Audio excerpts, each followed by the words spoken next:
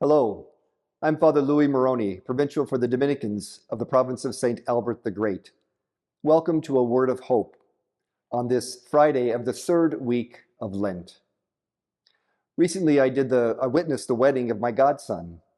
And like most weddings, or all weddings, the theme or the center of the readings and the prayers is love. Now, love is not the center and the theme of just an event like a wedding, but it really permeates our whole life and our whole faith journey.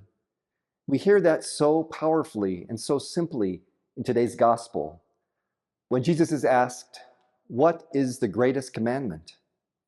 And he says, "To love the Lord your God with your whole heart, your whole mind, your whole soul, and all your strength." And then he goes on to say, "To love your neighbor as yourself." How do we love God with our whole being?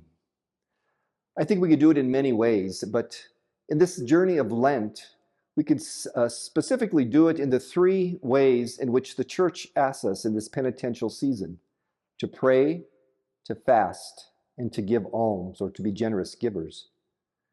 We love God with our whole being when we meet God in prayer, in that solitude, in reflecting on God's presence in our life, and opening our heart and our ears to listening to God speak to us. We grow closer to Him and we show our love to Him. When we fast, we deny something, we step back from something. And when we do that, it helps us to become more aware of God's presence. It helps us to become more aware of our dependence upon God in our fasting and stepping back and giving up something. And so that is a way we show God's love. And finally, in our almsgiving or our generous giving, we know that God delights in a generous giver. And so when we reach out to someone in need, not just from our excess, but from our very, what we have, God is very delighted in our generous giving. And so these are ways that we could, our whole life can be turned toward God in love. And finally, to love our neighbor as ourself.